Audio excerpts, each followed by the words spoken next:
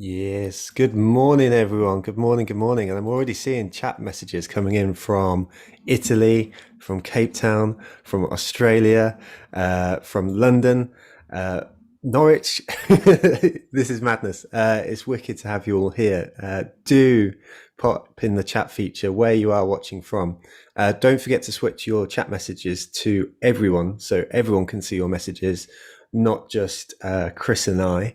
And while you are in the chat messages, I'm curious. The rain woke me up last night in England, so I'm going to do the most English thing and ask what the weather's like where you are as well, because I'm quite curious to know whether it was just us. So today, as ever, will be a success. I love that from John. It is grim. I like that. I think that's good. Today will be a success as ever if we hit 3 mucks. So the first is that you learn something new. The second is that chat feature, as you can see right now, stays alive with both the weather forecast, but also you enjoying today's session and connecting with one another. And then finally, that should you enjoy today's session, which both Chris and I really, really hope you do, that you share today's session. That's how the community grows. That's how that chat feature gets filled with lovely human beings who come back week after week to learn together. Today, our guest is Chris Arning. Chris is the founder of Creative Semiotics, and Chris was actually a recommendation from a previous TMM speaker, Annabelle Venner. Annabelle is the ex-CMO of Hiscox and will actually be returning for the next season of webinars as part of a panel, which is very exciting. When Annabelle got in touch and said, look, you need to check out this Chris guy, the first thing I did was click into his website, click into one of his videos, and it was like, yeah, we need to get him speak.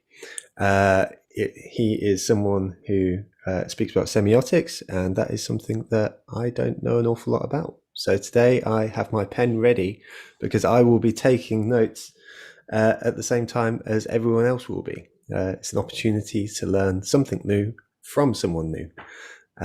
So yeah, I'm really, really excited about today. I think it's going to be good fun. It's something a little bit different for us, but something that I really enjoy, that the Marketing Meetup can take a step out and explore a wider sort of stuff than, just like content strategy that we do on the regular. Today's presentation will both be it will have a presentation element, and then hopefully at the end we'll have time for Q&A. So the way you're going to get your questions in is to drop them into the Q&A feature, which is found down below on the Zoom taskbar area.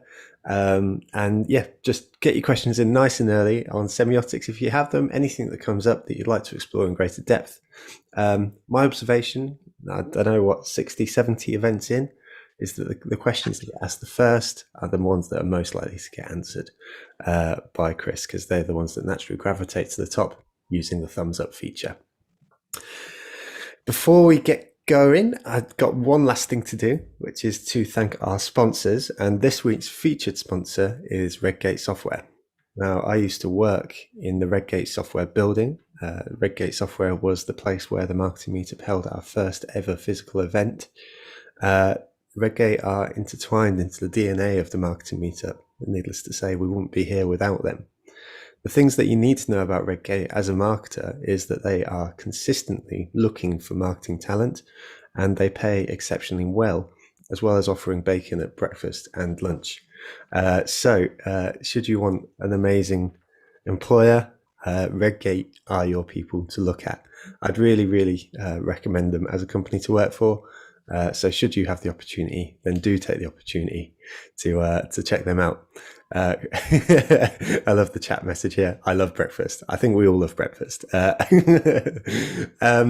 Also, a big thank you to our other sponsors, Geosk, Impression, Content Cal, Pitch Consultants, Fiverr, Cambridge Martin College, Brand Recruitment, Gravity Global, and Third Light.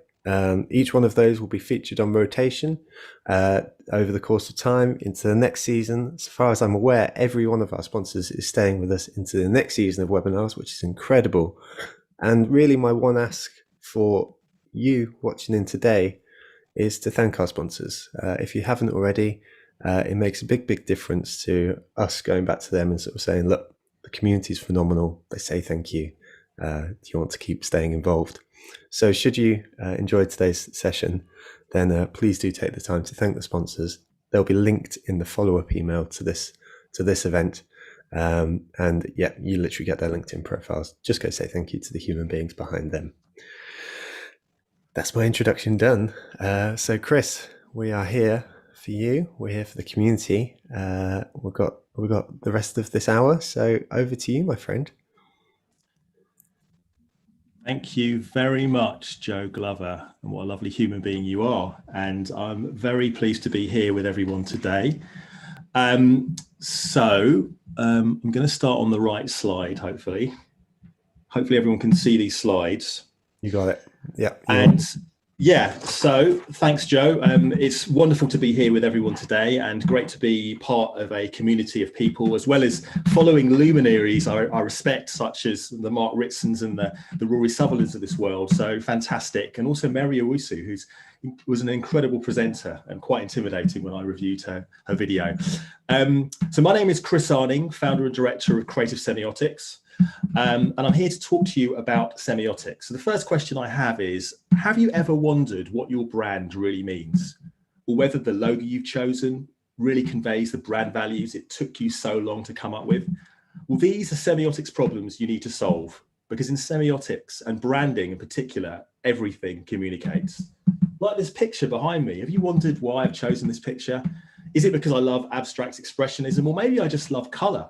Well, it could be any one of those things, but it gives you a sense of who I am and the sort of things I'm into. And those associations that perhaps are already attached to my personal brand, because you don't know me yet, unless you've been checking out my videos on LinkedIn, give you an impression of who I am and what to expect. And as we know, a brand is a promise, and a promise that is conveyed through everything that it communicates, through its colors, through its logo, through its name. So that's what semiotics is understanding that implicit communication, the things that have an effect on us and drive preference, but that we're not always super aware of. And what I'd like to start with is cupcakes. Why do I want to start with cupcakes? Well, because it's an unexpected beginning and I like to shake people up. It's quite early in the morning in the UK. Perhaps unexpected. Unexpected, particularly when you're talking about something like semiotics. Semiotics is also about understanding how to break through what is expected, how to create a sense of estrangement in the sort of habituated world that we're used to decoding every day. And this was a client event that I was at, a networking event. And I decided to offer cupcakes to clients because I thought the sweetness and the homespun nature of cupcakes would counteract the rather forbidding nature of what people think semiotics is, although it actually isn't as forbidding as you might think when you get into it. So I also show it to you because it shows my logo. And I talked about logos communicating. The Creative Semiotics logo I crowdsourced off the internet, and actually a Peruvian designer created something that is vaguely sort of has various sort of different cultural references to it. The I Ching being one of them, a sense of Mayan lettering and sort of ziggurats, as well as sort of reference to 1980s arcade characters. You can just vaguely see that in the logo, as well as the fact that if you look very closely, you can see cunningly concealed the letters CS, which of course convey my brand name of Creative Semiotics. Brands need semiotics because, like people, they have blind spots, they lose their way, and they forget what makes them unique and compelling. Semiotics works through doing deep scientific deep dives into the hard to see but critical emerging patterns in culture to help brands and their brand owners and their agencies create more creative, distinctive communications. So I work with brands such as Unilever, BMW Mini, for whom I did a big project helping them understand how to communicate premium Britishness around the world. Brands like Toyota, for whom I did a proposition project across Europe. And the BBC, for whom I've done a number of projects, one of which I will hopefully get a chance to talk to you about today on humour, but also I've done work for BBC News and factual entertainment as well. Boots, I've done a couple of projects for Boots, as well as Paramount. Was actually did the semiotics for the merger of Paramount with another of their own brands to create Paramount Pictures, Paramount So, who am I? Well, I was telling Joe that I run Creative Semiotics, and I absolutely am passionate about this subject and about how I can add value to brands and help also educate as well, just generally in terms of visual culture. But I'm not just a sort of brain on a stick. I'm not just an academic, although I do have written a number of academic papers. I'm currently working on a book called Brand Semiotics and 35 Diagrams, available in all good shops next year, hopefully. And I run a course called How to Do Semiotics in 7 Weeks, which is, if you want to learn about semiotics properly, as opposed to being just immersed in some interesting, intriguing sort of notions around semiotics, and that's the thing to do. But yeah, aside from being an educator, I'm also a writer, I'm a poet, I'm a creative. And for me, semiotics is about creativity. It's about understanding the creative choices we make, and that those creative choices will always have an impact on our audience. You know, the fact that I'm wearing an Adidas cap today, maybe I'm somehow doing some weird subliminal matching with Joe. When I present to unexpected audiences, I tend to unexpected or unfamiliar audiences, I tend to wear a cap. Often when I'm more familiar, I will take the cap off. So maybe if I get invited back, you'll be able to see my hair. But these are all creative choices that have an influence. And when you're a brand working within an attention economy where you don't have that long to communicate, these creative choices will lodge in the consumer mind. And you know, if they lead to long-term memory encoding, they will drive brand preference. So yeah, I'm a creative, academic, and also a consultant. This is me presenting at the Semantic Web Conference in San Francisco quite a while ago. Chris, could I just jump in? Is there anything wobbling on your table? It sounds like there's just a little bit of a wobble when I think you're resting your arms on the table. Oh, okay. Is it gone now? Yes, it has. Yeah. Okay. Yes, I think I probably was wobbling. Very sensitive Yeti mic I have here. I think you know, a sensitive beast, Joe. Okay. Well, I'll be mindful of that. Thank you. Thank you. So just going into what is semiotics and how does semiotics interface with brands? So I said that brands need semiotics because they're like people in that they have blind spots and lose their way and forget what makes them unique and compelling. And so one really important part of brands is about distinctiveness. So if we think about the brand identity, think about a brand, this brand here. Now this brand will be communicating to, if not 100%, 99% of the audience right now. You'll know what this brand is. And the reason is that their distinctive assets, as Byron Sharp would say, are incredibly powerful. You have the red and white, you have the ribbon, you have a curvature that creates a sense of a calligraphic, classic design profile. You have Coca-Cola. And Coca-Cola doesn't need to convey its full name for you to get that. They have what Martin Lindstrom calls smashable assets. You know, you could just write another word in the Coca-Cola font and you would still know it's Coca-Cola.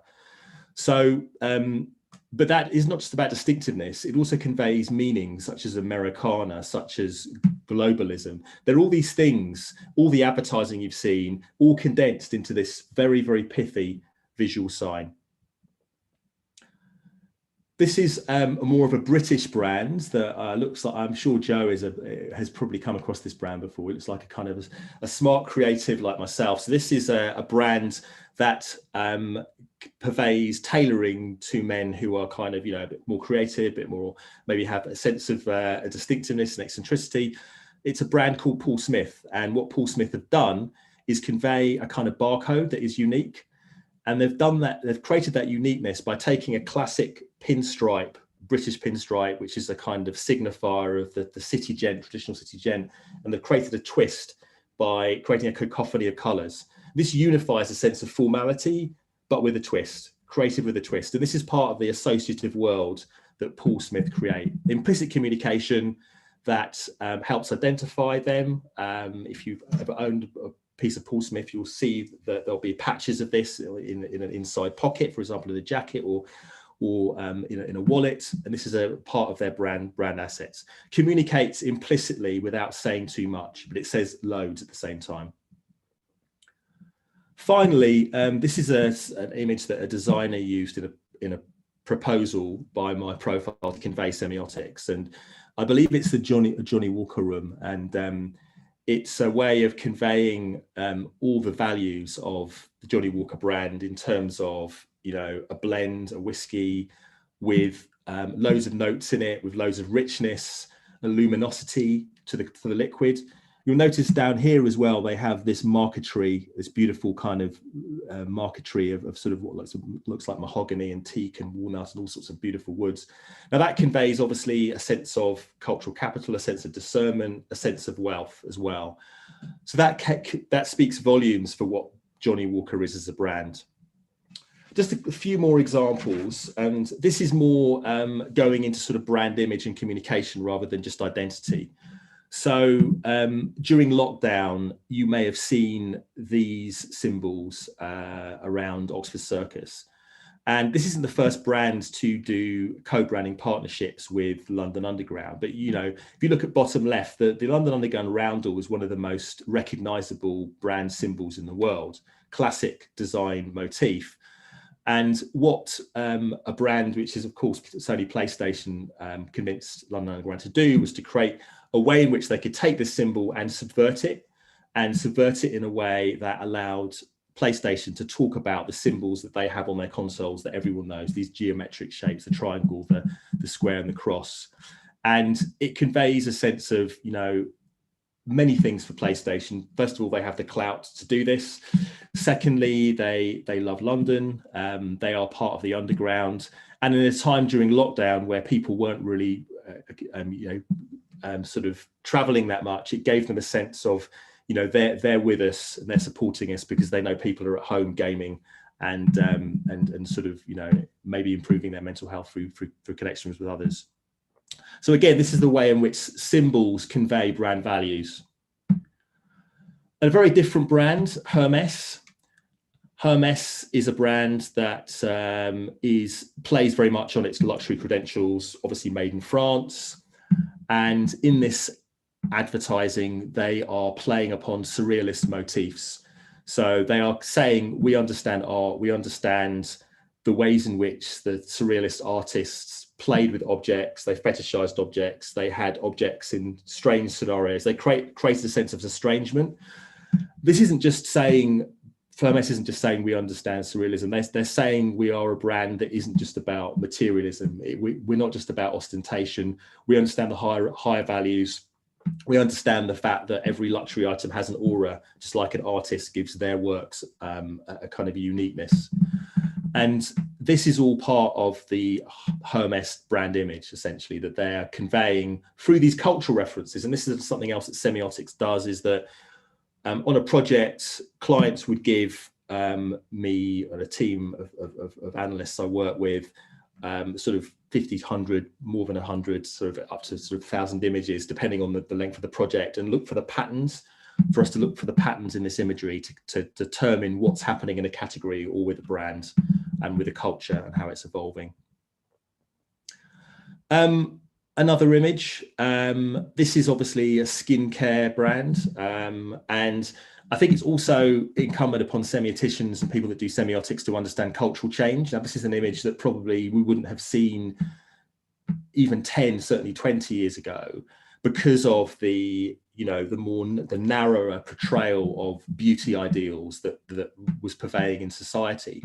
And of course, with a greater awareness of a need to cater for people of colour, whether you call it BAME or, as I prefer to say, the global majority, brands like Fenty Beauty and others have really forced the industry to change. So understanding that is really important, but also understanding the physiognomy of the two models, the contrast in physiognomy, the eccentricity in physiognomy, and how this conveys a sense of kookiness and eccentricity, and how that's also part of what brands want to convey. That, you know, obviously this has been lampooned in the culture wars as the idea of the snowflake. Everyone's unique and is neurotically unique in that respect. But I think it's true to say that young people today are more respectful of differences, and they want those differences reflected back at them in the images that are conveyed. And I think this does that really, really well in that respect.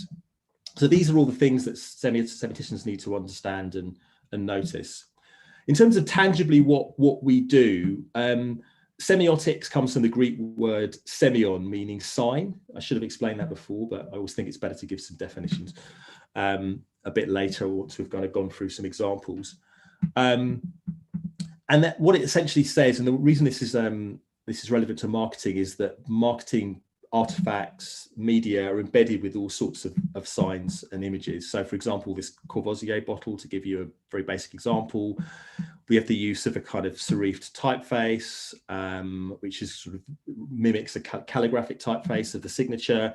You have this fluting, which this rotund bottle that conveys the kind of the richness, maybe the decadence of the 17th century, when kind of cognac became popularized in France, the Ancien regime. And then you have this idea of Napoleon, who was a self-made man.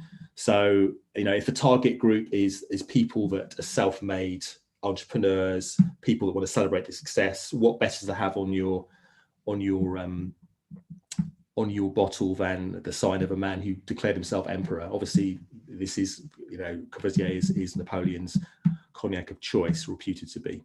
But these are all the visual signs that convey those messages. In advertising too, if you look at this BMW ad, we have the use of these, whatever it is in the frame is not insignificant, whatever is in the frame is not coincidental, it's all being chosen to convey meaning. So whether it be the bonsai tree and this kind of coiled power and the care and discernment that you need to own and care for a bonsai tree, and obviously that conveys a sense of the wealth and the aspirational nature of the car. This kind of Corbusier-like pavilion building with its kind of curvature and its the slats of the wood, which then have an echo with the fuselage of the car. All of these things are kind of unifying and conveying this meaning of creating desire, creating a sense of uniqueness and performance in the car itself. So we would start to look at signs, doing a semiotic analysis, or cues, if you like, depending on whether it's a design object or more advertising. And then we would sort of build those signs into kind of what we call code. So a code is a sort of system of signs that hangs together. So just to give you a very basic example, if you look at the bottom here, you have the luxury watch market, you have a black background, silver timepieces, and this idea of the vacuum, the cosmos, the galaxy, this idea of something massive, which then is conveying this notion of performance, this notion of big distances, huge pressures, and that all redounds to the benefit of the brand. Now, I'm showing you these because in semiotics, there is also something called code convergence, which is whereby brands unduly fall into line, whether it be through lack of imagination or a Me Too strategy, or just the promiscuity of the agency and marketing world and people moving around. What you have is a kind of a lowest common denominator. And I would suggest that each of these brands is all they're doing is subsidizing their competitors, because what they're doing is conveying a category norm rather than creating distinctiveness. And the same for the perfumery brands at the top. So those of you that work in innovation will know there's this sort of notion of most innovative yet congruent. So in order to stand out, you need to also think about the hygiene factors of any category and meeting the credibility threshold, but then beyond that, innovate. But sometimes brands are on the side of being a bit too convergent with their competitors. It's taken a while to get to some sort of definitions, but this is what I was saying in terms of semiotics as it pertains to brands and marketing. Semiotics studies the implicit communication, the signs and cues embedded in brand touch points. Brands are semiotic marketing systems, which is a grand statement, but what I mean by that, and there's quite a few, there's a paper written about this, and a few that sort of back this up, which is that, brands, whether it be the name, the logo, the livery, the narratives that they convey through advertising, are bundles of signs that communicate meaning, essentially. So I'm doing a project for a financial services company at the moment, and I'm looking at their website, I'm looking at the logo, I'm looking at all the collateral they use in their brochures, I'm looking at the music used in their advertising. All of these things convey meaning, and actually the skill of the semiotician is how do you turn all these different channels into the same medium, almost like a kind of a currency house. How do you arbitrage and convert everything into the same currency? And that comes with skill. And semioticians like me, like Neo in the Matrix, hence the background that I've selected here, decipher the richness of cultural information embedded in every piece of media content, essentially. And, the benefits, this is the Insight conference that I went to in 2011. That was a total waste of money. So, I brought this background, I brought chocolates. Someone nicked the chocolates, guys. I just couldn't believe it. And that was actually one of the things that made me think, maybe I could start my own conference, and it's probably be more cost effective. And that's how Semiofest was founded, with a couple of colleagues. Anyway, I digress. But semiotics makes the invisible visible. So as a brand, you need to understand the meanings you're giving off. Some of them you will be aware of, others you won't be aware of. And as marketing directors change, it can be very tempting just to sort of move on and have assumptions about what your brand means.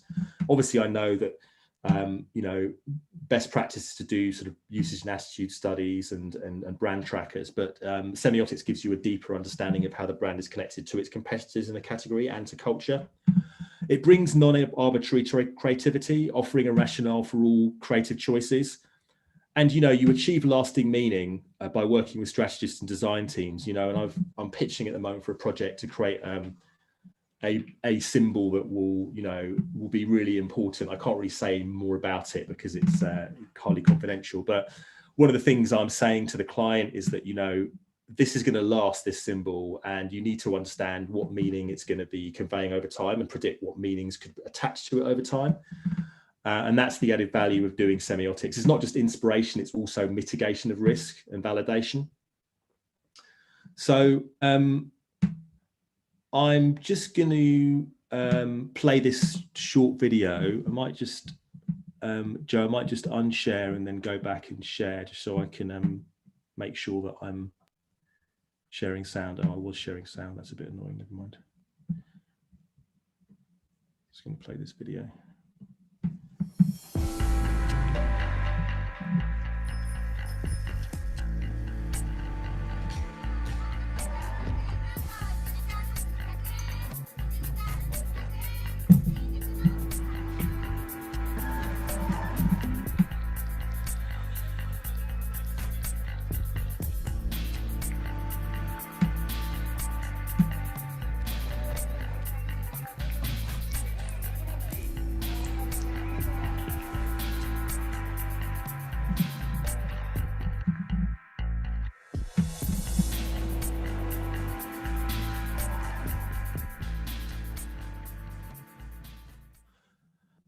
Okay, so I played this to Joe before we started, and he, being a marketing maven, immediately identified the brand. What I love about that ad is not only because it's that ident is not only because it's set in one of my favorite cities in the world, Tokyo, Japan, and it conveys this idea that there can be many signs you see written in the Chinese characters, Japanese, that you can't read, but then there are signs that you can read, and it depends on your exposure to that in previous occasions, and also your cultural conditioning. And I think Channel 4 did a great job of conveying this idea of we're international, we convey different perspectives, and when things come into place, you see more than you did before, and that's what their programming promises, as well as underscoring their notion as the alternative broadcaster in the UK. So I thought that was a great job, and another example of how symbolism conveys brand meaning. I'm going to sort of rattle through semiotics as a methodology very, very quickly. Just to say, I'm a great believer in thinking about semiotics as a tool rather than, a religion. It's something to be used.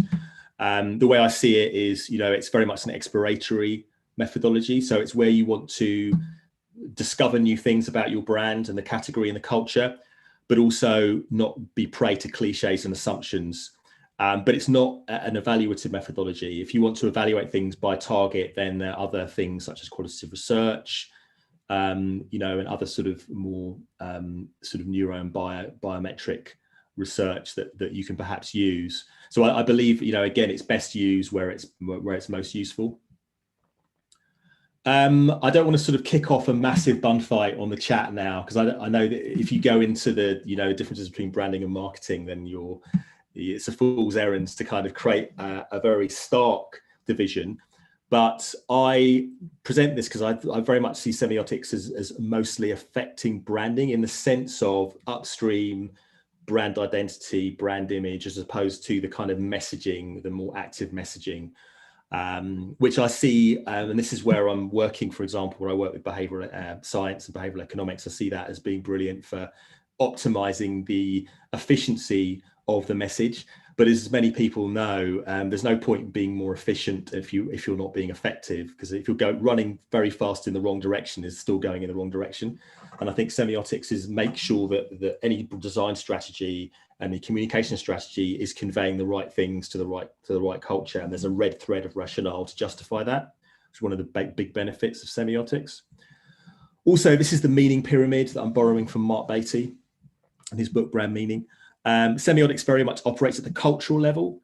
So if you want to dig into subcultures, I believe like ethnography and social listening is probably more relevant. Obviously, if you want to dig into the detail, there's nothing better than sitting down with someone and doing in-depth interviews. Obviously, it's reported and claimed, but depending on the subject, it can still be really rich. And then obviously at the more universal level, behavioral economics and some of these other approaches.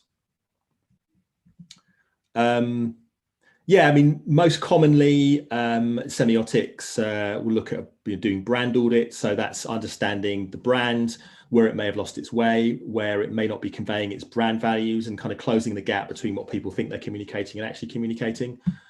Brand audits would be looking at category competitors, brand challengers, new entrants, looking at the category dynamics. You understand your competitors better than they do themselves, ideally.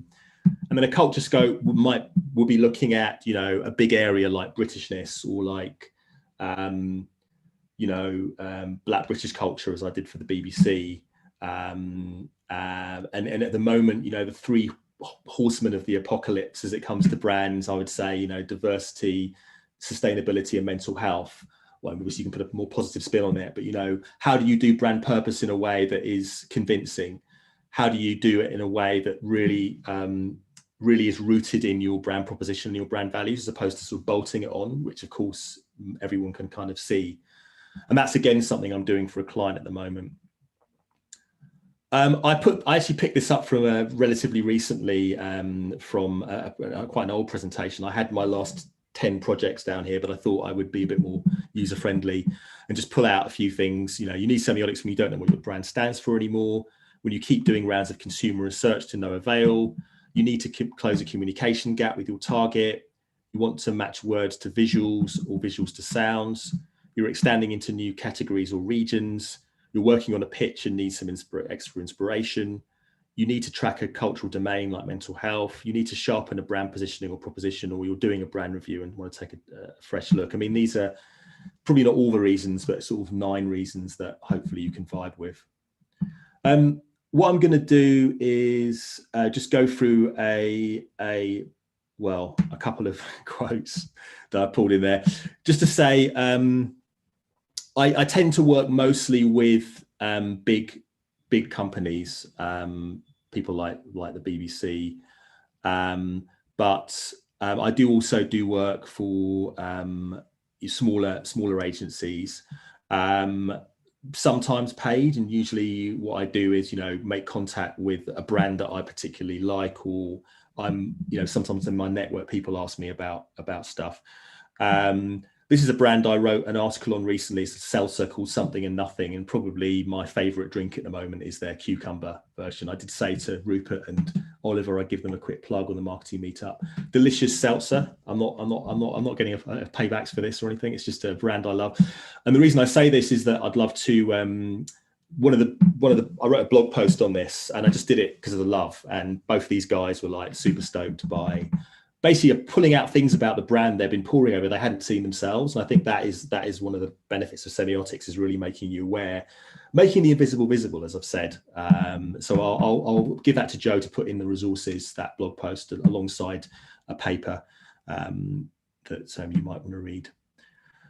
So just a quick case study. This is for a pasta brand. So I've managed to bring myself to cover this after my 1 month boycott of all Italian products after the England's loss to Italy in the Euro finals, where I also picked up COVID. Thanks, England. Yeah, I did some work for Napolina, and I'll just take you through this real quick. So Napolina, which originally launched in the UK in 1965, famed for its passion for the quality of its food. So it approached a brand agency in Manchester called Brandon, who approached me, and their brief was to help refresh the range packaging in line with a new brand proposition for the love of Italian food, and transition from an ingredients brand to be a great tasting cooking brand. And the agency were appointed. They wanted to inform their strategy by going deep and granular into the semiotics of the pack, the category, and they approached Creative Semiotics for a brand audit and category audit, as well as a look at passion brands in contemporary and Italianness. So I guess I present this just to sort of convey sort of the depth that semiotic analysis will go into, in the fact that everything in a brand communicates. So looking at the typeface, I mean, essentially what we were saying is, your typeface, which is currently not really being kind of heroed or foregrounded on the pack, is potentially got loads of equity in it. It's got loads of vintage equity, loads of premium values attached to it. It connotes Italian flair, beauty, style, la bella figura. And the name from Naples as well was relatively recessive on pack. And the big issue one of the big issues that Napolina had is that they were currently just conveying we are an Italian brand amongst a whole welter of other Italian brands. And already the food market was more about regionality. Are you from Puglia? Are you from Tuscany? Are you from Sicily? It was more about regional provenance. And that obviously conveys a greater sense of discernment and higher food values. So these were just alerting them to these potential ways in which they could make their equities sing. The colour, saw a bit of a morbid image here, Caravaggio. But we actually felt there was a kind of a darkness and a sense of danger that they could sort of leverage around the black and create more mystery around the black. The different meanings of black. There is formality, there is premiumness, though there is also mystery, and this is kind of Italian chiaroscura associated with Italian art. Could they play upon this a bit more in their brand image? In terms of symbolism, we alerted them to the unfurled Italian tricolor, a certification of device, quite generic. It undermines the brand distinction and makes the brand look sort of deracinated, like it's just from Italy or barely even from Italy and not regional, which is rather residual. Residual code is basically where you track culture. Residual code is one that's sort of anachronistic and sort of a bit faded, a bit played out. And that's where brands need to think about how they can refresh themselves in terms of their design and their equities. And we actually also made a parallel between the current packaging and this Panzani ad, which one of the kind of key semiotic theorists called Roland Barthes, who wrote a book called Mythologies, which is a very slim text where he was basically decoding and deciphering French culture in the 60s and 70s in order to expose bourgeois ideology, blah, blah, blah. But a really fascinating book if you get a chance to read it. He does everything like analyze steak and chips to plastic, all sorts of things that are kind of some quite French and very global things as well. And, just as making the point that this pack was very, very similar to Panzani, which, was created in the 60s. So they needed to really update things. Also, their advertising, or it was a sponsorship campaign that they were currently running at that point. So I'm just going to play this. It's a place that's bursting with passion for food. Napolina sponsors Gino's Italian. So yeah, as a kind of a sponsorship play, again, we were saying that this was just reinforcing a very generic notion of Italy, but a bit of a cliche sort of Italian sort of operatic aria, a sort of landscape that could be anywhere, Italian voiceover and this kind of notion of exuberance coming out of the pack. And again, with the tricolor. So how do you make things a bit more distinctive? When we do semiotics, there is reference to literature and to books and things, that sounds really intellectual, doesn't it? To reference points. And one of the books we were kind of feeding into the analysis was this idea of la bella figura and this notion of Italia versus Italy being this kind of cliched, slightly snow globy, sort of world where it's all very sentimental, and Italia being a lot more unpredictable and a lot more pungent and a bit more dangerous. And just saying, could you convey a bit more of that in your brand? As well as, when we do semiotics, we look at, as I say, the culture scope, which is tracking like a broader abstract territory, in this case, Italianicity, and pulling out the sort of things that they need to convey in the packaging. This is a fresh elegance, aesthetics, sustainability, undiscovered Italy, regional localism, slow food ideology. So could they convey a bit more of this in the values of the brand? And we did look at passion brands, food brands in the UK, probably 50 or so brands. About 20 of those were Italian. And we looked at the visual equities of these brands, and looked at how you could maybe channel some of these brands, because often with semiotics it is also about looking, horizon scanning and looking at where the more emergent energy is within a category or an adjacent category, and borrowing those codes. So brands like Pasta Evangelists, the geometry of pasta, etc., etc. So essentially, in terms of the redesign packaging, you can see here, they're really foregrounding the typeface. It's very much more lush. It's much more prominent. It's really kind of leaning into provenance, this notion of a singularity, of this kind of signature of quality. The photography has become a lot glossier and more appetizing. There's more minimal. They're using the black a lot more. It's more mysterious. It's more evocative. It's just generally a much more premium play that is more likely to convey this idea of there being a passion cooking brand rather than just being an ingredient brand. Because essentially this was about how do you decommoditize the offering. And they also cleaned up the website from a kind of what looked like a big kind of stock inventory of every project they ever did to something a lot more discerning. It's just a couple of quotes. I'm not taking the credit for all of this, of course. Brandon did the design, but they used the semiotics to inform and situate and orientate the design. And obviously they took what they felt was useful, but it is this invisible work that influences and guides design strategy and communication strategy. So the commercial director for Napolina said, for the love of Italian food, keeping the black background and subtly evolving the brand logo to ensure instant recognition for shoppers on the go. The brand refresh reflects a dash of effortless style, synonymous with Italian culture and the beauty and simplicity of Italian cooking. This inspired the creative direction with its stripped back, elegant and consistent architecture. And just in terms of other sort of livery, he went on to say, I look for a range that truly reflects the love, care and passion that Napolina is born from. We now have a consistent design, architecture and brand codes notice the use of semiotic terminology. We communicate the quality of our products as well as gives us the opportunity to expand the range, continue our work, sharing our love for authentic Italian food, and inspiring consumers to create delicious new meal creations.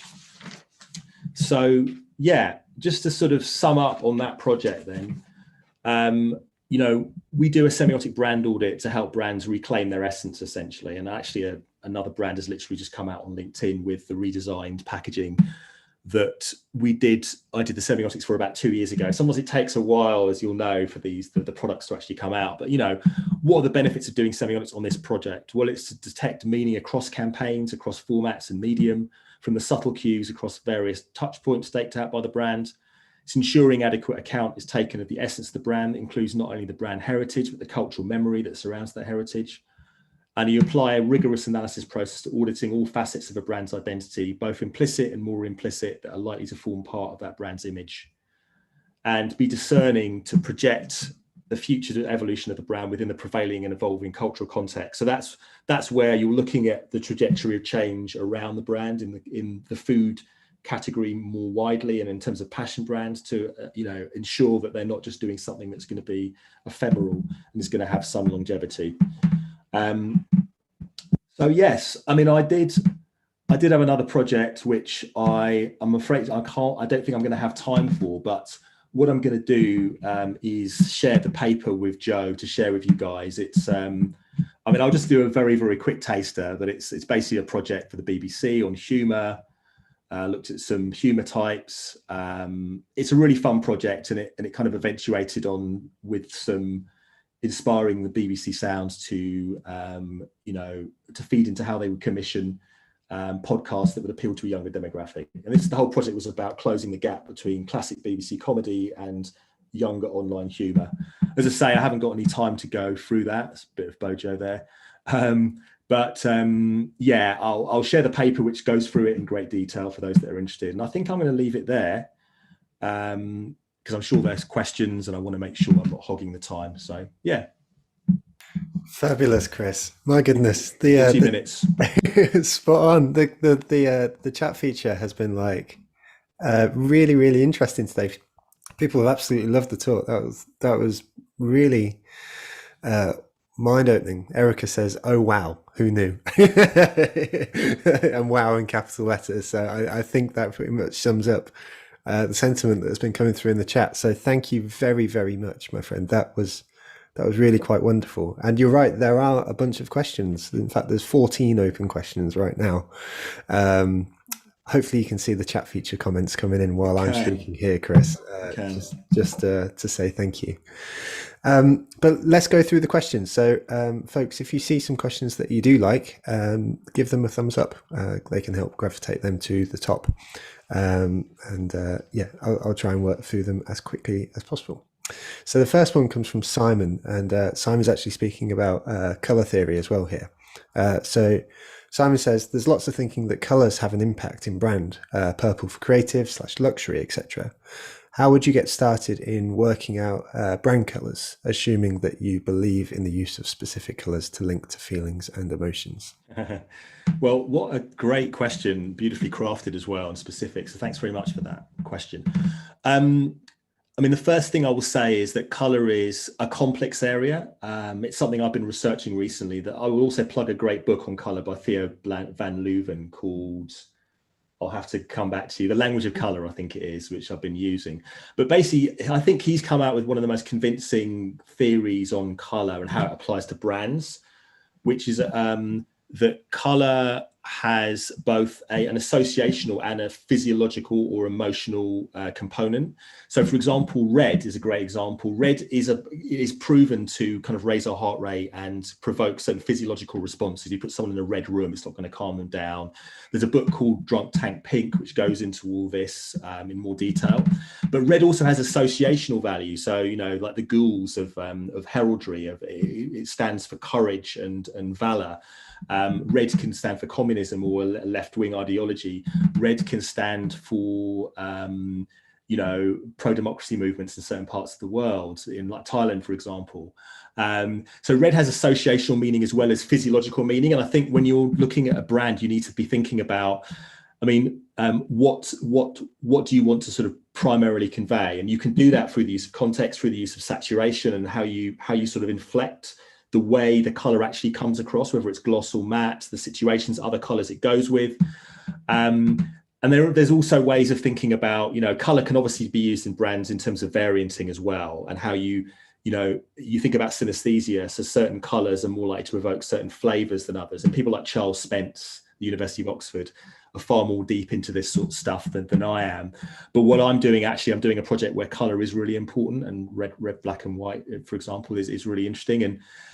And that's really, I have to understand the different contexts that color can, essentially color has latent meaning in and of itself, but that latent meaning is brought out and activated in certain contexts. Purple's a fantastic example, as you say, traditionally a luxury signifier, because, you know, it did come originally from, I believe, you know, Phoenician sort of sea animals that were very rare, and so you could only get this pigment from certain numbers of these poor animals, and so by definition it was rare. And also it was, you know, in Roman times it was the color of the emperor, so it was kind of restricted. So, and now it conveys things like, you know, aspects of older femme care, eccentricity in some brands as well. Think about Cadbury's.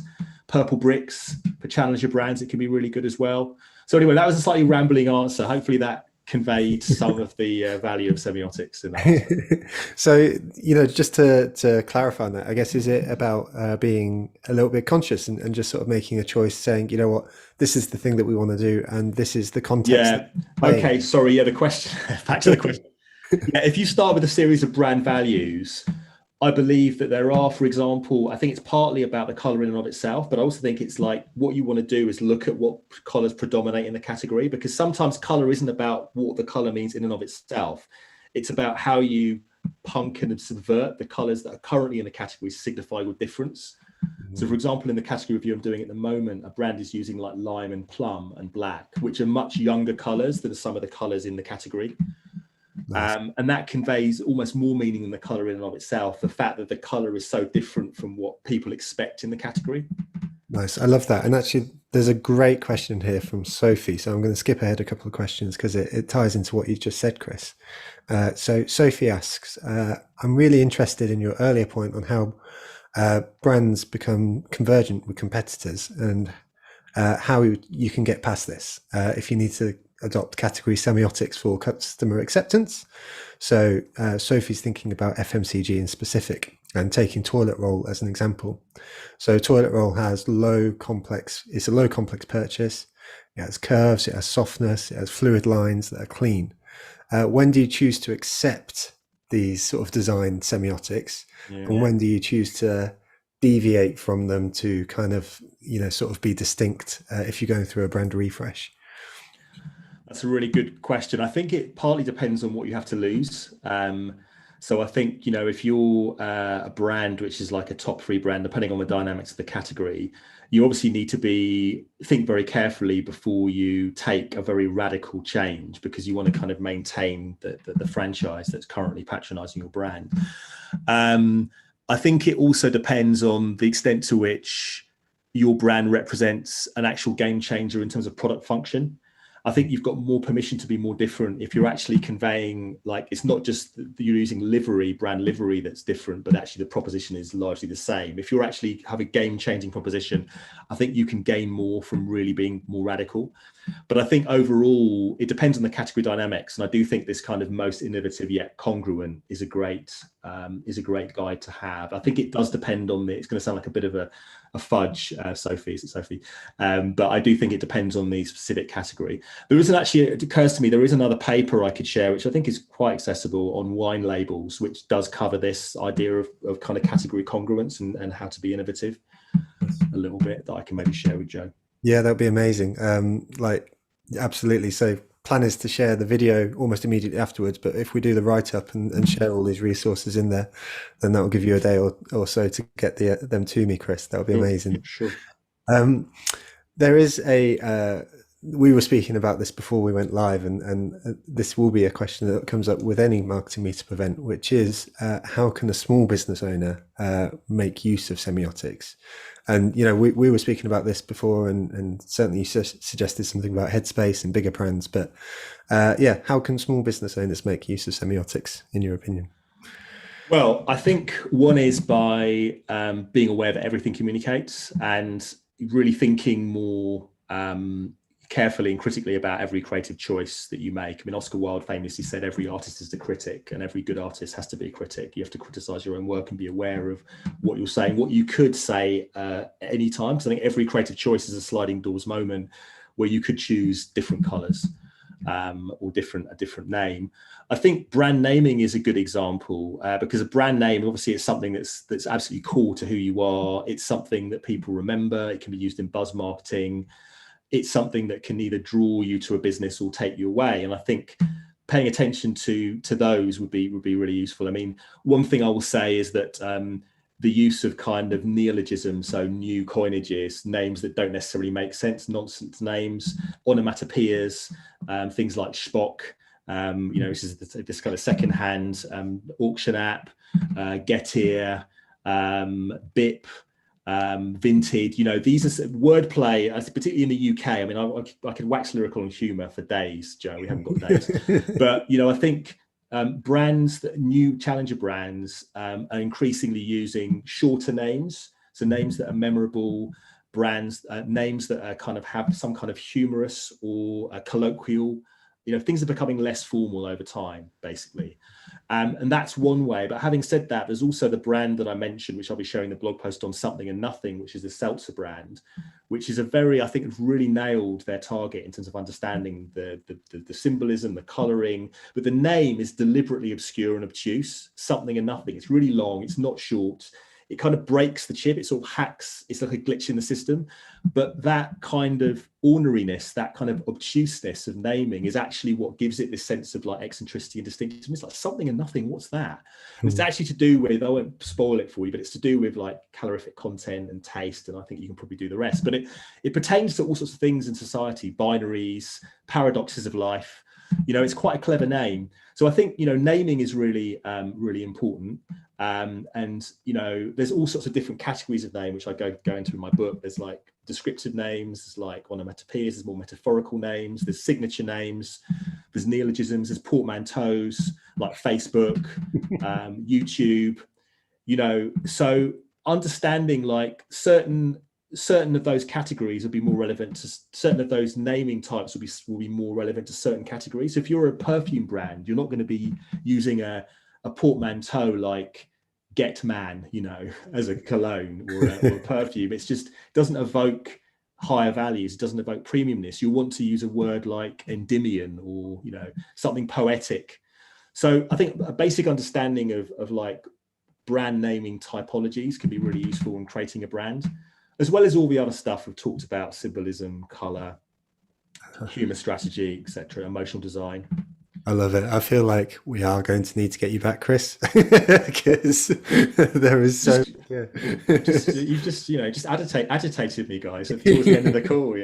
Just ready to blow here. I love it. I absolutely love it. There's.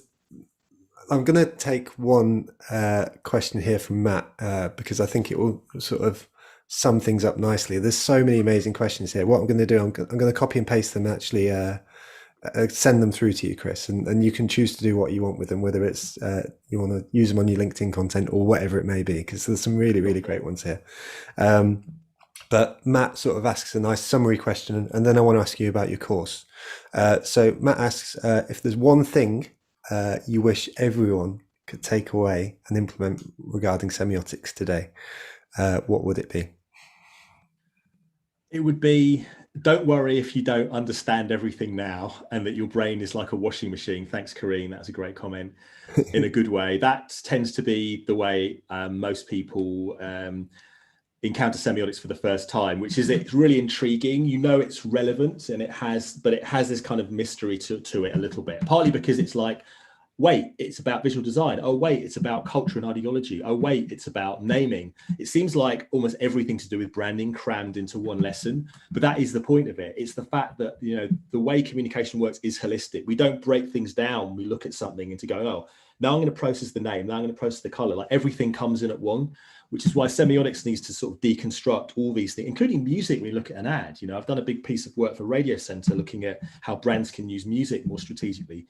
So that's what I'd say, is that don't worry. Don't think that either I'm not explaining it clearly enough or you're not smart enough. Neither of those hopefully are true. It's just more, it is a big field. But my task today has been to kind of immerse you into some stuff to do with semiotics, hopefully tantalize you to find out more. And yeah, it's a really, it's not a panacea for everything, but in the right places, it is the methodology to go to. It's great, if you get a good piece of semiotics, it's not only relevant for that project, it helps you rethink your business and your brand for the future as well. So I love the quote that you said earlier about it being a tool, not a religion. And I think that really works out perfectly, because then it sort of says apply this tool in the right context and it will be useful. So that's great. I want to ask you about your course, because it is, folks are interested, so they want to find out more. So could you tell us a little bit about that? Absolutely, yeah. So I developed a course during lockdown. Cliche. It's more than a side hustle, guys. This is my main focus at the moment. Called How to Do Semiotics in 7 Weeks. And I did that with the #1 course providers in Canada called Miracy. So it's a very rigorous development process. And I interviewed loads of people and I created a minimum viable scope. And the minimum viable scope is to basically help you guys, everybody, to learn how to do semiotics, and gain semiotic skills in a 7-week boot camp. So you'll be working with brand communication professionals all over the world. At the moment, we've got a cohort starting on the 21st, or 2 cohorts starting on the 21st of October. They do happen on Thursdays. One cohort at 9 a.m., one cohort at 5 p.m. 9 a.m. tends to be more Asia and Australia, and then 5 p.m. tends to be more the Americas. And yeah, you learn with like people from all over the world, designers, industrial designers, client side people, creative directors, all who are interested in semiotics or in just getting more of a deep dive on how to do branding. We go through 7 weeks. There's a Slack group. There's loads of activities, loads of videos. I'll tell loads of anecdotes, and yeah, at the end of it, you get to learn how to do semiotics in 7 weeks, basically. So yeah, I'll share some information with Joe in the takeaways, and maybe I'll see some of you in the Zoom room on the 21st. Amazing. Thank you very much, Chris. I'm sat here, I think I'm going to go check it out afterwards. So, So I appreciate you, Chris. And also the chat once again has been phenomenal from the community, and so have the questions. So, thank you everyone for contributing to today's session and making it what it has been as well. So, I love that. There's a lovely chat message that's just come in. He said, this could very well be my favorite TMM session. So, that's really, really lovely. Thank you, Zinzi. This is the last webinar of this present season, season 4. We will be announcing season 5, which will commence on October the 19th. So we've got a week off. We'll announce it within the next week or so. The lineup is done. The lineup is looking great. Very, very excited to share it with you all. Two asks from me. The first is, please do thank the sponsors. That's always the standing ask. And then the second one is, please do share today's session. It really helps get the word out about the marketing meetup, and keeps that chat feature alive with really, really interesting, really, really lovely people. So thank you all for doing that. So thank you all so much for this season. We've gone from Rory Sutherland to Chris Arning, which is pretty phenomenal. And yeah, thank you all very, very much. We'll see you in 2 weeks, but I'll speak to you before then. Thank you.